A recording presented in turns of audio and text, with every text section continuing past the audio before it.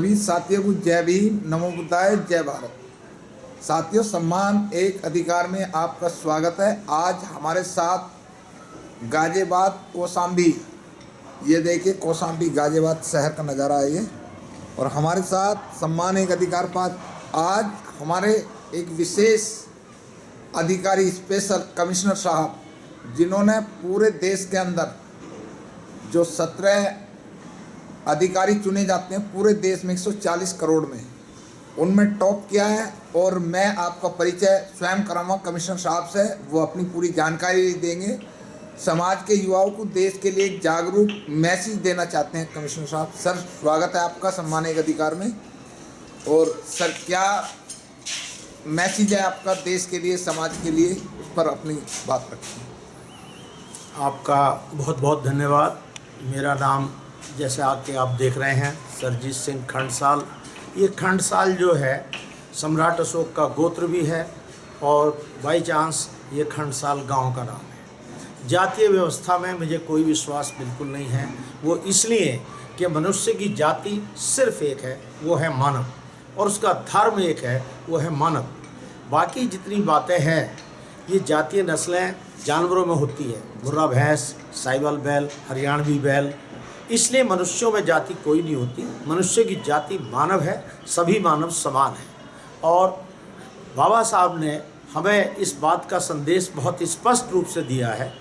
जो हमारा संविधान है उसमें बड़ा स्पष्ट किया गया कि सभी को समानता और सभी को आर्थिक, सभी को सामाजिक पूरी तरीके से आज़ादी होगी, हर एक आदमी का सम्मान होगा।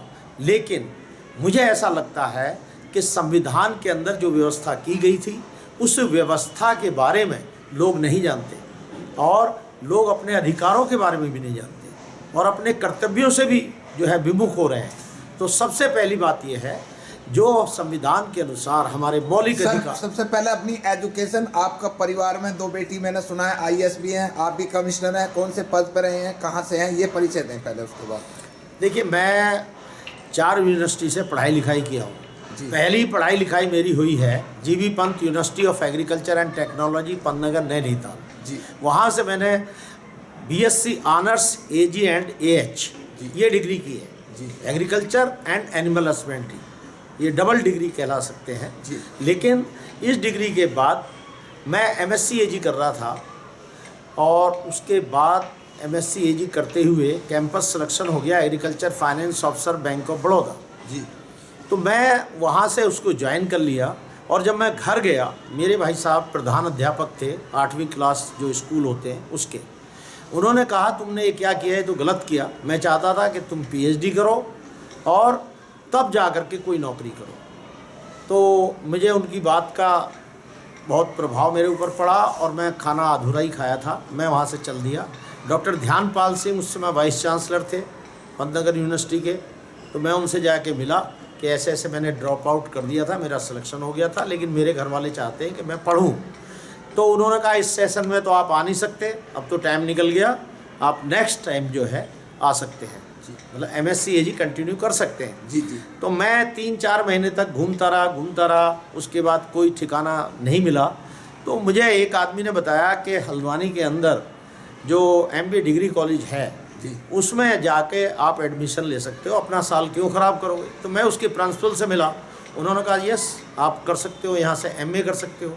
तो सोचने का विषय है कि जो आदमी BSc honours AG and AH कर रहा है, उसके बाद नेक्स्ट पोजीशन उसकी MSc AG है, लेकिन वो ना करके मैं MA में एडमिशन ले लिया जी। और वहाँ से मैंने MA इकोनॉमिक्स किया। वो कुमायूं यूनिवर्सिटी के अंतर्गत आता था, कुमायूं यूनिवर्सिटी नैनीताल।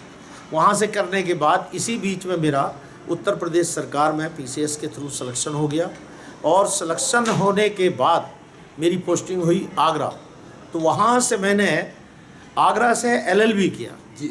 आगरा कॉलेज से, आगरा विश्वविद्यालय से मैंने LLB किया। LLB में करते समय कुछ जो वहाँ प्रॉक्टर थे उनके साथ कुछ दिक्कतें आई, किसी बात को लेके हल्की फुल्की झगड़ा कह सकते हैं जी जी। और मुझे वहाँ से यूनिवर्सिटी से ड्रॉप आउट करना पड़ा। तो मैं फिर मथुरा के अंदर BSc कॉलेज मथुरा वहाँ से मैंने 2 सेमेस्टर किए हैं। जी। तो इस प्रकार से LLB की डिग्री पूरी हो गई। मुझे वहाँ से किसी कारणवश ट्रांसफ़र कर दिया गया पूर्णिया बिहार। जी। आप जानते हैं पूर्णिया बिहार वहाँ से 1100 किलोमीटर है और वो स्थितियाँ वहाँ अच्छी नहीं थी, काले पानी की तरह से जैसे सजा देते वो वाली स्थिति थी। उसके बाद वहाँ से मैं फिर पटना आ गया। पटना में मैंने एलन मिश्रा इंस्टीट्यूट बेली रोड पे है पटना में, जी। पटना विश्वविद्यालय के अंतर्गत मैंने वहाँ से किया post graduate in management PG/DM SM। जी जी। और वहाँ पे उसको मैंने इंस्टीट्यूट को टॉप किया। ये डिग्री क्योंकि सब जगह नहीं मिलती है, जी जी। तो मैंने वहाँ पे इसको बड़ा अध्ययन इसका किया और इसको टॉप किया। उसके बाद जब मैं पढ़ने के लिए गया तो आप आश्चर्य करेंगे, लगभग मैंने 240 क्लास खुद ली। टीचर जो था क्लास में, जो मैनेजमेंट की क्लास में आते थे, जी जी। उनसे जब मैं क्वेश्चन पूछता था वो जवाब नहीं दे पाते थे, जी। क्योंकि मैंने अपनी ही डेफिनेशन बनाई थी। जी। जैसे फिलिप कॉटलर, जी। जो कि पूरी दुनिया में मार्केटिंग मैनेजमेंट का father of the marketing management कहलाता, जी। उसकी थीसिस को मैंने, उसकी जो थ्योरी थी उसको मैंने फेल किया। मैंने अपनी ही डेफिनेशन बनाई। जी। और उसकी डेफिनेशन ये है, मैनेजमेंट मीन्स जी। individuals are working together try to achieve a particular goal effectively and efficiently. This was the definition of the given by the Philip Kotler. उन्होंने 14 सिद्धांत भी दिए, 14 principles of the Philip Kotler कहलाते हैं। तो मैंने उसको शॉर्ट किया। मैंने कहा no, management means M stand for manage, T stand for tactfully. In the another words, मैंने उसको दिया कि to manage the things tactfully, effectively and efficiently, that is the management. तो इस परिभाषा को भारत के सभी विद्वानों ने ज़्यादा पसंद किया फिलिप कॉटलर के बजाय, और मेरे को इसके लिए ऑनर किया गया। तो मैं आपको ये बताना चाहता हूँ, इस प्रकार से मैंने IAS भी हैं। दो बेटी जो IAS हैं जी। वो कई लोगों को कन्फ्यूजन ये होता है कि IAS केवल IAS IPS ही होता है। हाँ। एक एग्जाम है भारत सरकार का UPSC, जो सिविल सर्वेंट सेलेक्ट होते हैं, प्रशासनिक अधिकारी। जी। यूनियन पब्लिक सर्विस कमीशन, जी। उत्तर प्रदेश के अंतर्गत स्टेट लेवल पे Uttar Pradesh public service commission. तो उसके अंदर जो है IAS के साथ साथ जो लोग इंजीनियरिंग बैकग्राउंड से हैं, जो लोग मेडिकल बैकग्राउंड से हैं, तो वो एग्जाम कहलाता है Indian medical services, Indian administrative service, Indian police service, Indian engineering service. तो दोनों बेटियां जो हैं UPSC क्वालिफाइड हैं, और वो इंडियन मेडिकल सर्विसेज जिसे हम IMS कहते हैं। नॉर्मली लोग UPSC के एग्जाम से यही सोचते हैं कि IAS IPS, हाँ जी, हाँ जी। लेकिन और भी सारी सेवाएं इसी तरीके से हैं। इंडियन रेलवे सर्विस IRS कहलाता है, इंडियन रेवेन्यू सर्विस। तो ये सारे जो सर्विसेज हैं वो बिल्कुल बराबर हैं, इक्वलेंट है, पे स्केल भी सब सेम है। अलग अलग डिफरेंट सेक्शंस में ये आते हैं, डिफरेंट विभाग में आते हैं। तो इस तरीके से दोनों लड़कियों ने MBBS किया है, MS किया है, और दोनों ने MBBS में भी MS में भी टॉपर है वेरी गुड, पूरे कंट्री के। जी जी। आप आश्चर्य करेंगे, उनको लगभग जो बड़ी वाली है 72,000 रुपया महीना उसको स्टाइपेंड मिलता था MS करते समय। Very good. उस समय इतनी तनख्वाह भी नहीं होती थी हाँ जी, लोगों हाँ की। जी। तो बहुत ही अच्छा उनका बैकग्राउंड है। बेटा जो है उसने भी UPSC को रिटन को क्वालिफाई किया था, इसी बीच में IMT गाजियाबाद जो है, हाँ, हाँ। इसमें सिलेक्शन हो गया। यहाँ से उसने मैनेजमेंट किया है। जी। उसके बाद उसकी रुचि जो है थोड़ी प्राइवेट सेक्टर की तरफ हो गई। अभी वो ब्राइट स्टार कंपनी जो अमेरिकन कंपनी है उसमें काम करता है। जी जी। मेरे साथ है। जी, जी। ये तो हो गया हमारा जी जी। एजुकेशनल। अब आप जो मेन मुद्दा है देश के लिए, समाज के लिए, उस पर आए जरा। मेन मुद्दा ये है जी। कि जो हमारा संविधान है, जी। इस संविधान पे खरोंच नहीं आनी चाहिए। हाँ जी। और बाबा साहब से बड़ा विद्वान दुनिया के अंदर उनके टाइम में नहीं था। जी। क्योंकि बाबा साहब ने एक डिग्री है DSc, जी हाँ। जो 8 साल का कोर्स था, हाँ जी। उन्होंने 2.5 साल में कंप्लीट किया। जी। और एक नारायण साहब थे, जी। दोनों जो है शेड्यूल कास्ट से थे। जी। और दोनों ने ही इस डिग्री को किया है, लेकिन बाबा साहब ने उसको 2.5 साल में किया। ये अद्वितीय प्रतिभा के धनी थे। दुनिया के अंदर उनसे बड़ा विद्वान उस समय में कोई नहीं था। मैं उनको नमन करता हूँ, नतमस्तक करता हूँ। उनका हमेशा उस डिग्री को तो आज तक बाबा साहब के बाद में जो आपने दूसरा नाम बताया है नारायणन साहब, हाँ, पहली बार सुना है, लेकिन अभी तक कोई छू नहीं पाया है शायद। हाँ, यस। है जी। मतलब भारत के अंदर 2 ही व्यक्ति थे जी और इन्होंने उस डिग्री को 2.5 साल में कंप्लीट कर लिया। जी सबसे बड़ी बात ये थी, दुनिया की सबसे बड़ी विद्वान सभा के अंतर्गत बाबा साहब जब अमेरिका में बोल रहे थे जी जी तो बाबा साहब को सिंबल ऑफ नॉलेज, जी सिंबल ऑफ नॉलेज की उपाधि दी गई। हाँ जी हाँ जी कारण कि उससे बड़ा विद्वान, उनसे बड़ा विद्वान उस समय में पूरी दुनिया में कोई नहीं था जी। और हमें गर्व करना चाहिए, उन्होंने जो संविधान हमको दिया है, खासकर जो शेड्यूल कास्ट के लोग हैं, जो शेड्यूल ट्राइब के लोग हैं, ओबीसी के लोग हैं, इनकी दशा बहुत ही बदतर थी और इनकी दशा सुधारने के लिए उन्होंने सारे प्रोविजन उसमें किए हुए हैं। लेकिन हम जब तक सम्मान चाहेंगे ही नहीं, जी जी हमें कोई क्यों देगा? हाँ सही बात है बिल्कुल। हमें सम्मान जो है, उन्होंने बताया था कि शिक्षा जो है वो शेरनी का दूध है, जो पिएगा वो दहाड़ेगा। तो सबसे पहली जरूरत उन्होंने बताई थी शिक्षा, और शिक्षा पे हमारे लोगों का ध्यान नहीं है। हमारे लोग, आप काम कोई भी करें, कोई फ़र्क नहीं पड़ता है, लेकिन शिक्षा जो है बहुत ज़रूरी है। अब मेरा जो खासकर कंसेप्ट है, आप उत्तर प्रदेश में देखिए, जो शेड्यूल कास्ट के लोग हैं वो भी प्रधानमंत्री रह चुके, बहन मायावती जी। हाँ जी शेड्यूल ट्राइब, शेड्यूल कास्ट, उसके अलावा जो फॉरवर्ड के हैं वो तो रह ही चुके हैं, हाँ अभी भी माननीय योगी जी हैं। हाँ जी इसके अलावा बैकवर्ड के जो हैं वो अखिलेश जी रह चुके, मुलायम सिंह जी रह चुके, कल्याण सिंह जी रह चुके। लेकिन जो पिछड़ों में अति पिछड़े और अत्यंत पिछड़े हैं, पहली बार माननीय राजनाथ सिंह जी ने 2001 में ये कमेटी बनाई उत्तर प्रदेश में, और उस कमेटी थी सामाजिक न्याय समिति। तो सामाजिक न्याय समिति हुक्मदेव सिंह उसके अध्यक्ष थे, उन्होंने रिपोर्ट दी। लेकिन अशोक यादव जो उनकी कैबिनेट में था, वो स्टे ले लिया सुप्रीम कोर्ट से। स्टे वैकेट हुआ 2006 में। जब 2006 में स्टे वैकेट हुआ तो ये बात आई कि साहब हम कंटिन्यू करें इसको, या ये होना चाहिए।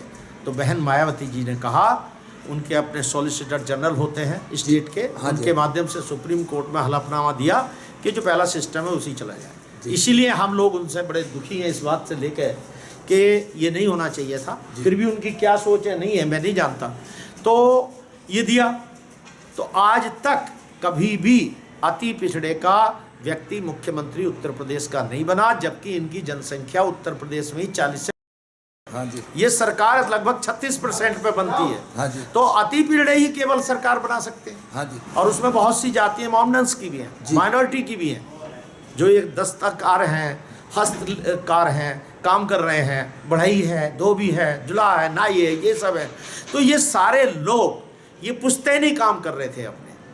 भारतीय जनता पार्टी की सरकार निश्चित रूप से इनके वर्गों को उठाना चाहती है, लेकिन आज सामाजिक न्याय समिति की रिपोर्ट, जो कि मार्च 2018 में गठित की थी समिति, माननीय योगी जी ने, राघवेंद्र कुमार जी उसके अध्यक्ष थे, हाई कोर्ट के जस्टिस थे, वो समिति की रिपोर्ट अक्टूबर 2018 में आ गई और आज तक वो मुख्यमंत्री जी की टेबल पे है, लेकिन उसको लागू नहीं किया जा रहा है। जी जी, इसी प्रकार से रोहिणी आयोग इन्हीं वर्गों को विभाजन करने के लिए, पिछड़ों में भी जो अति पिछड़े, अत्यंत पिछड़े, इनको वर्गीकरण करने के लिए रोहिणी आयोग का भी गठन किया, माननीय योगी जी ने किया, और उसकी रिपोर्ट भी 13 बार विस्तार के बाद आज आ चुकी है। अगर वो ये रिपोर्ट लागू हो जाती हैं दोनों जी, और इसको फिर अगर हम एक्सटेंड कर देते हैं MP MLA में भी, जी, मतलब जो रिजर्वेशन मिलेगा। फिर तीसरी बात है कि जो जनसंख्या गिनती है 1931 में 52% थी ओबीसी की, हाँ जी, आज अभी बिहार में जनगणना हुई है लगभग 63% है। हाँ जी, मैं इसको मान लेता हूं कि मिनिमम साइड में 54% भी हो तो एटलीस्ट दुगना तो इनको अधिकार मिलेगा जी। तो जनगणना की गिनती हो और ओबीसी में वर्गीकरण हो और ओबीसी को भी शेड्यूल कास्ट, शेड्यूल ट्राइब की तरीके से MP MLA में भी रिजर्वेशन हो, तब इन वर्गों के साथ न्याय हो सकेगा। और इसके लिए बहुत सारे लोग लगे हुए हैं। आदरणीय योगी जी ने ये रिपोर्ट बनवाई थी, ये रिपोर्ट को मैं आपको सामने रख रहा हूँ। जी जी, जी बताइए, आप पढ़ के बता दीजिए या वैसे बता दीजिए। आरक्षण में बंटवारे का मुद्दा जल्द कैबिनेट में, जी, ये जा भी रहा था कैबिनेट में जी, लेकिन कतिपय कारणों की वजह से ये नहीं जा सका जी, और अभी भी ये लंबित है। और माननीय मुख्यमंत्री जी योगी जी से हम अनुरोध करते हैं कि जितनी जल्दी ये रिपोर्ट लागू हो सामाजिक न्याय समिति की, तो सभी वर्गों को न्याय मिल जाएगा। इसी प्रकार से भारत सरकार में रोहिणी आयोग की रिपोर्ट आ चुकी है, महामहिम राष्ट्रपति महोदय के पास वो रिपोर्ट है जी 13 बार विस्तार के बाद, उसको भी लागू होना बहुत ज़रूरी है जी। अगर वो लागू हो जाती है तो फिर इन वर्गों को भी न्याय मिल सकेगा। साथ ही साथ मैंने कुछ पॉइंट्स बनाए हैं जी। जो मैं आपके संज्ञान में लाना चाहता हूं, भारत सरकार के संज्ञान में, माननीय योगी जी के संज्ञान में। जी। सबसे पहला है सामाजिक न्याय समिति की रिपोर्ट जी। जो कि निम्नवत है। रिपोर्ट ऑलरेडी आ चुकी, पिछड़ा 7%, अति पिछड़ा 11%, अत्यंत पिछड़ा 9%। इसका तत्काल क्रियान्वयन किया जाए, पूरे देश में जातिगत जनगणना कराई जाए, देश हित में यह कदम अति आवश्यक है। उत्तर प्रदेश के संदर्भ में पिछड़ा, अति पिछड़ा, अत्यंत पिछड़ा अत्याचार निवारण एक्ट 2024 SC/ST की तर्ज पे तत्काल लागू किया जाए, क्योंकि अभी भी समाज में बहुत से लोग, जो छोटे लोग जिन्हें हम कहते हैं, छोटी जाति कह लीजिए, उसको जो है नीच और कमीन कह के पुकारा जा रहा है। और ऐसे उदाहरण दिखाई दे रहे हैं कि कोई किसी के मुंह पे पेशाब कर रहा है, कोई जाति सूचक शब्दों को बोल के अपमानित कर रहा है। तो ये एक्ट अगर बन जाएगा तो ये समस्या हमेशा के लिए ख़त्म हो जाएगी। एक सबसे इम्पॉर्टेंट चीज़ क्या है किसान के लिए? किसान के लिए फर्टिलाइज़र है, बीज है, पानी है, हवा तो नेचुरल दी हुई है, प्रकृति का है हवा और ज़मीन। हाँ जी। अब जो 3 बचे के पानी और बिजली, तो बिजली की व्यवस्था जो है योगी जी करा रहे हैं। और ट्यूबवेल का जो मुझे जो जानकारी मिली है, ट्यूबवेल की जो बिजली होगी वो उन्होंने सभी के लिए फ्री कर दी है। जी जी। क्योंकि मैं अभी अपने घर पे ट्यूबवेल लगवाने गया था, जी जी। तो वहाँ से मुझे ये जानकारी मिली। और साथ साथ जो बीज है उस पर 1500 रुपये कुंटल की सब्सिडी दी जाती है। जी। प्रमाणित बीज, मतलब प्रमाणित होते हैं कि इसकी जर्मिनेशन इतनी होगी, वाइबिलिटी इतनी होगी, एक पर्टिकुलर होगी। जैसा 98% प्योरिटी होगी तो इसका जर्मिनेशन 85% होगा गेहूं के केस में। तो वो किसान को जो अपना गेहूं रखता था, आज उसको रखने की ज़रूरत नहीं है, लेकिन वो किसान की जो जाति है उसकी व्हीट की, गेहूं की, वो उसके अकॉर्डिंग मिले जो उसकी वो चाहता है। जी। और प्रमाणित बीज से उपज 20% बढ़ जाती है। जी। तो यदि हम ये उसके घर का गेहूं ले लें जी। और प्रमाणित बीज दे दें, जी। और 1500 रुपये कुंटल लेस करके जो बात है उसकी आवश्यकता नहीं है, उसमें बहुत बड़ी धांधली होती है, किसान को नहीं मिल पाता। इसलिए ये प्रमाणित बीज योजना किसान के द्वार करके ये मैंने रिक्वेस्ट किया है गवर्नमेंट से, और इसकी मैं पूरी फाइल माननीय मुख्यमंत्री जी को, प्रधानमंत्री जी को भेज रहा हूँ। जी। जनगणना के उपरांत ओबीसी के आरक्षण में जो भी स्थिति आएगी उसमें वृद्धि की जाए, और SC/ST की तर्ज पर विधानसभा, नगर महापालिका, लोकसभा चुनाव में ओबीसी के लिए सीटों का आरक्षण किया जाए। जैसे SC/ST के रिजर्व हैं, इतने MLA, इतने MP, उसी हिसाब से होना चाहिए। कृषकों की जो मुख्य समस्या है अभी गांव में मैं देख के आया हूँ कि जो मनरेगा योजना लागू है उसमें 210 रुपये प्रतिदिन मिलता है किसान उसको, मजदूर को। तो 210 रुपये में आज कुछ नहीं होता। हाँ। आप 210 का मतलब हो गया 6000 रुपये महीना। जी। और एक दिन में कितने रुपए हुए? एक दिन में कितने रुपए हुए? हाँ। आप खुद सोचिए जी। 200 रुपये हुए। तो 200 रुपये में तो मुश्किल से खाना पीना भी नहीं चलता। हस्बैंड 200 रुपये की प्रतिदिन उसे मजदूरी वैसे भी तो नहीं मिलती कि रेगुलर मिल भी रही हो। हाँ, रेगुलर भी नहीं मिलती, वो भी मेरे ख्याल से 6 महीने के लिए या कितने दिन के लिए आती है। तो उस योजना को दूसरी तरफ आज मजदूर नहीं मिल रहे गाँव में। जी। मजदूरों का अभाव हो गया। जी। कोई भी आदमी शहर की तरफ आ जाता और रिक्शा चलाता, ऑटो रिक्शा चलाता, गांव में जो कृषि के लिए मजदूर चाहिए वो नहीं मिल रहे, और वो मिल रहे हैं तो 500 रुपये, 550 रुपये इस तरह से मिल रहे हैं। तो मेरे दिमाग में ये योजना है कि जो मनरेगा योजना है वो PWD में मिट्टी डलवाने के बजाय इसको किसानों के यहाँ मजदूरी के रूप में वो काम करेंगे, और किसान 200 रुपये देगा। जी। तो आज जो 500 रुपये में मजदूर मिल रहा तो किसान को 300 रुपये का लाभ हो गया। जी। और 200 रुपये किसान देगा, 300 रुपये गवर्नमेंट दे 210 की जगह, तो उसको मिल गए 500 रुपये मजदूर को। हाँ जी। और भारत सरकार को तो 100 रुपये का केवल अंतर आ रहा, तो किसान को मिल गए 500 की जगह 200 में, और मजदूर को 210 की जगह 500 मिल गए, तो 15,000 रुपये महीना मजदूर को मिल गया। ये एक बहुत ही क्रांतिकारी कदम होगा, बस मोदी जी के संज्ञान में लाने की आवश्यकता है, क्योंकि आदरणीय मोदी जी जो है इस टाइप की बातें जो किसी के भलाई के लिए हो, खास किसानों के लिए हो, मुझे नहीं लगता वो तुरंत करेंगे। लेकिन वहाँ तो हम लोगों को जैसे आदमी को मिलना ही मुश्किल होता है जी। सांसद लोग तो मिल लेते हैं, लेकिन सामान्य जनता के लोग नहीं मिल पा रहे। मैं तो ये कहता हूँ कि उसमें जो अच्छे खासे पढ़े लिखे लोग हैं, उनके पास कोई तजुर्बा है, उनके पास कोई एक्स्ट्राऑर्डिनरी ज्ञान है, तो ऐसे लोगों से भी प्रधानमंत्री जी को चर्चा करनी चाहिए, जिससे देश का भला हो सके। और एक 8वां नंबर मैं बता रहा हूँ कि 6 एकड़ तक की ज़मीन जिस पे है और 60 वर्ष की आयु पूर्ण होने के बाद किसान पेंशन योजना तत्काल लागू होनी चाहिए और इनको 3,000 रुपये महीना मिलना चाहिए। 6 एकड़ मतलब 36 बीघे।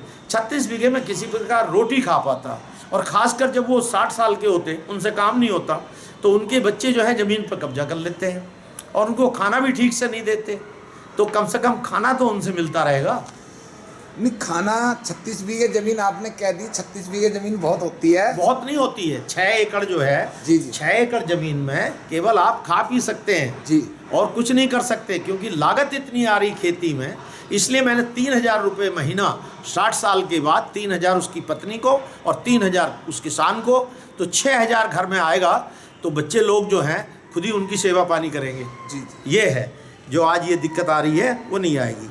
निगम में, निकाय में जो लोग नौकरी कर रहे हैं, पहले से ही उनको कोई पेंशन नहीं थी, जी जी, तो मैं रिकमेंड करता हूँ कि 6,000 रुपया महीना ऐसे लोगों को जो निगम में या निकाय में नौकरी कर रहे हैं, इनको 6,000 महीना पेंशन दी जाए। गरीबी उन्मूलन के लिए शिक्षित परिवार और सीमित परिवार होना बहुत ज़रूरी है। तो स्वास्थ्य संबंधी योजनाएं जो हैं बहुत ही मुस्तैदी से लागू की जाएं और जनसंख्या पर नियंत्रण होना अति आवश्यक है। उसके लिए कोई ऐसी पॉलिसी लाई जाए जो कि सभी के लिए लाभप्रद हो और देश के अंदर जो बढ़ती हुई जनसंख्या है उस पर भी रोक लग सके। दूसरी चीज़, एक सेना में अग्निवीर योजना है, हाँ जी, 4 साल के लिए है। आप देख रहे हैं उनको कोई पेंशन नहीं, उनको कुछ नहीं, तो इस योजना को बंद करने की आवश्यकता है और इसकी जगह जैसे पहले चल रहा था उसी तरीके से भर्ती जारी होनी चाहिए। एक बहुत इम्पॉर्टेंट बात यह है कि लेटरल एंट्री से कुछ भर्तियां हुई हैं जी, लोगों में बड़ा विरोध है। माननीय प्रधानमंत्री जी के निर्देश पे वो भर्ती की गई है जी, तो वो भर्ती यूपीएससी से नहीं हुई है, यूनियन पब्लिक सर्विस कमीशन से नहीं हुई है। तो ऐसी भर्तियों पे आगे रोक लगाई जाए और जो भी भर्ती हो रही है आईएएस, आईपीएस जो भी है वो यूपीएससी के माध्यम से ही भर्ती हो, जिसमें रिजर्वेशन का ख्याल रखा जाए, क्योंकि जो कंसेप्ट हमारा है, संविधान हमारा है, उसमें रिजर्वेशन का कंसेप्ट है और रिजर्वेशन के कंसेप्ट को आप नहीं अलग कर सकते। इसके अलावा रोनी आयोग की रिपोर्ट मैंने बताई तत्काल लागू की जाए। और एक बड़ी अच्छी बात मुझे कल सुनने में आई है जी, मैंने उसमें ये भी पॉइंट दिया है कि जो सीनियर सिटीजन को लगभग 40-45% रेलवे में छूट मिलती थी जी, वो छूट बीच में बंद कर दी गई थी जी, और उस छूट को अभी शायद लागू कर दिया, ऐसा किसी ने मुझे बताया, मुझे पुष्ट खबर नहीं है, मैं पता करूंगा। और अगर ये कर दिया गया है तो माननीय प्रधानमंत्री जी को बहुत बहुत धन्यवाद देता हूं और ये बहुत बड़ा स्टेप है उनके लिए, सीनियर सिटीजन के लिए। मैं भी सीनियर सिटीजन में आता हूं। जी, जी, इसके अलावा एक जो सरकारी कर्मचारी अधिकारी थे, 2004 से उनको जो पेंशन मिलती थी वो बंद कर दी गई है जी, तो उस पेंशन को भी जैसे मिलती थी यथावत तत्काल लागू कराने का कष्ट करेंगे, ऐसी मैं उम्मीद करता हूँ। सर ओबीसी की लड़ाई भी लड़ दी आपने, प्रधानमंत्री जी से भी रिक्वेस्ट कर दी, मुख्यमंत्री जी से भी रिक्वेस्ट कर दी, गृह मंत्री जी से भी। हमारा जो समाज है उस समाज के लिए, युवाओं के लिए क्या मैसेज है, लड़की लड़कों के लिए, वो कमिश्नर कैसे बने, आईएएस पीसीएस कैसे बने, उस पर बताइए आप। देखिए आईएएस पीसीएस की तो कुल मिला के साल भर में हाँ, यूपीएससी से 1000 पोस्ट लगभग भर्ती होती जी है। जी, ऐसे ही Uttar Pradesh public service commission से 1000 पोस्ट भर्ती होती जी, थी। लेकिन सबसे बड़ी बात यह है कि इन भर्तियों में भी तो भारत के ही लोग जो है सिलेक्ट हो रहे हैं, हाँ जी, ऐसा है नहीं। हाँ, तो पहली बात तो यह है उसके लिए शिक्षा बहुत ज़रूरी है जी जी, और उसकी मेहनत तो ज़रूरी है। जी जी, जो खासकर यूपीएससी के लिए एक पत्रिका आती है कंपटीशन सक्सेस, कंपटीशन रिव्यू, जी, कंपटीशन मास्टर, जी, प्रतियोगिता दर्पण, जी, जनरल नॉलेज के लिए ये 4 पत्रिकाएं मंथली आती हैं इनको यदि आदमी कर लेता है जी। तो 2 साल के अंदर अंदर उसकी, और ये जो न्यूज़पेपर आते हैं इसका डेली अध्ययन करें जी। तो न्यूज़पेपर और ये पत्रिका को मिला के जीके का आपका सब्जेक्ट तैयार हो जाता है। और जो थ्योरेटिकल सब्जेक्ट हैं वो तो आप अपने हिसाब से लेते हैं, अपनी चॉइस के हिसाब से लेते हैं जी। चाहे यूपीएससी हो और चाहे Uttar Pradesh public service commission हो, ये है। और जहाँ तक इस बात का सवाल कि नौकरी सबको कैसे मिलेगी युवाओं को, जी। तो मैं ये चाहूँगा कि जो प्राइवेट सेक्टर में भी युवा काम कर रहे हैं, हाँ जी। आज की डेट पे भारत सरकार की तरफ से स्पेशली या किसी भी स्टेट गवर्नमेंट में जो ग्रेजुएट है उसको कम से कम 30,000 रुपया महीना, प्राइवेट सेक्टर में भी अगर काम कर रहे हैं, वो किसी भी पद पे काम कर रहे हैं, इवन चपरासी के पद पे काम कर रहे हैं, पानी पिलाने का काम कर रहे हैं, तब भी 30,000 रुपये महीना तो चाहिए। हाँ बिल्कुल, कम से कम हस्बैंड वाइफ और एक बच्चे का जो कंसेप्ट है उसमें 30,000 तो कम से कम उसको चाहिए। तो 30,000 वाला जो अभी तक, पहले तो 15,000 था, अब 30,000 रुपये का अवश्य कर देना चाहिए। ये है तो कम से कम प्राइवेट सेक्टर में भी काम करेगा। सबको तो रोजगार गवर्नमेंट में नहीं मिल सकता, लेकिन जो जिस तरीके से प्राइवेटाइजेशन किया जा रहा गवर्नमेंट की सेवाओं का, खासकर रेलवे में जी। और भी आपने देखा होगा तमाम BSNL में हो गया है, ये बंद किया जाए। ये जरूरी नहीं है, क्योंकि जो हमारी गवर्नमेंट की संस्थाएं, जो निगम ये बने थे, वो इस आधार पर बने थे कि सरकार जो है उनके ध्यान रखती है कि वो ज़्यादा प्राइस ना ले, सेवाएं भी सही दे। लेकिन प्राइवेट वाला तो उन सारी चीज़ों का ध्यान नहीं रखता, सैलरी का भी कोई स्ट्रक्चर नहीं होता प्राइवेट में, अपने हिसाब से देता। इसलिए प्राइवेटाइजेशन पे ज़्यादा ध्यान ना दिया जाए। अभी जो हो गया वो हो गया, लेकिन आगे नहीं। मुझे ये बताइए, ये जो सरकार जब से आई है माननीय प्रधानमंत्री मोदी जी की, जब से ये 2 चीज़ पे बहुत ज़्यादा काम कर रही है, जबकि से तीसरी चीज़ जो आपने अभी महत्वपूर्ण पॉइंट बताया जनसंख्या का, उस पर तो कम करी इन्होंने SC को डाउन करने के लिए सबसे ज़्यादा जोर लगाया, संविधान को बदलने के लिए। रोज के नाचने गाने वाले, तमाशा करने वाले कहते हैं हम संविधान बदल देंगे, हिंदू राष्ट्र घोषित कर देंगे। क्या पॉसिबल है? तो आप तो पढ़े। देखिए, ना तो ये पॉसिबल है और ना ये पूरी तरीके से सही है। माननीय प्रधानमंत्री जी और अमित शाह जी ने खासकर कहीं भी कभी भी ये नहीं कहा कि हम हिंदू राष्ट्र बनाएंगे जी। जो मेरी नॉलेज में है जी। बल्कि एक बार आज तक के चैनल पे जो राहुल है पत्रकार जी। उसने पूछा माननीय अमित शाह जी से जी। कि क्या आप हिंदू राष्ट्र में विश्वास करते हैं या हिंदू राष्ट्र बनाएंगे? तो उनका जवाब मैंने खुद पढ़ा, वो वीडियो देखी है जी। कि उन्होंने कहा बिल्कुल भी नहीं जी। हम सभी धर्मों का सम्मान करते हैं। ये आदरणीय अमित शाह जी जो माननीय गृह मंत्री हैं, उनका इंटरव्यू है और आपको यदि चाहिए तो मैं दिखा सकता हूँ। तो ये जो लोग हैं, ये जो समाज के छुटभइये हैं जी, जैसे बागेश्वर बाबा है, ये जो बाबा होते हैं ना, इनकी कोई रिकॉग्निशन नहीं होती है जी। इनका कहे गई शब्द ये नहीं है कि गवर्नमेंट का कोई शब्द है जी। अपने मन से उसने बोल दिया कहीं हम हिंदू राष्ट्र बनाएंगे। कायदे से ऐसे लोगों पे कार्रवाई होनी चाहिए, कार्रवाई होनी चाहिए। क्यों?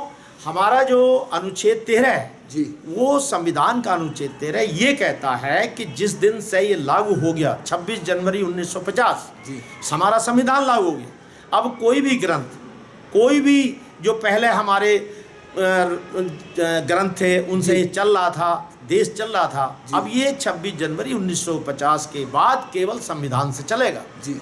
और संविधान के अंतर्गत इन बातों के लिए बनाई है, बल्कि उस पर कार्रवाई होनी चाहिए। हाँ जी।